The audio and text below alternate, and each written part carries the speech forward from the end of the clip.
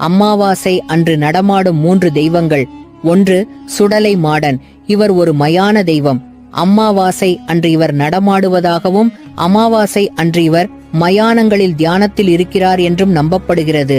அந்த நாளில் இவருக்கு பூஜை, இரத்தபலி கொடுக்கப்படுகிறது. 2. மாசாணி அம்மன். மாசாணி அம்மன் ஒரு சடலம் மீது எழுந்து வந்த சக்தி. அமாவாசை அன்று இந்த அம்மன் மிகுந்த சக்தியுடன் வீற்றிருப்பதாக நம்பப்படுகிறது. அன்றைய தினம் வழிபட்டால் தீராத கேஸ், சாபம், துயரங்கள் தீரும் என்று மக்கள் நம்பிக்கை. சிலர் சொல்வது போல அந்த நாளில் மாசாணி அம்மன் கண்களில் தீப்பிழம்பாக காட்சியளிக்கிறாள். 3. வேதாளம்.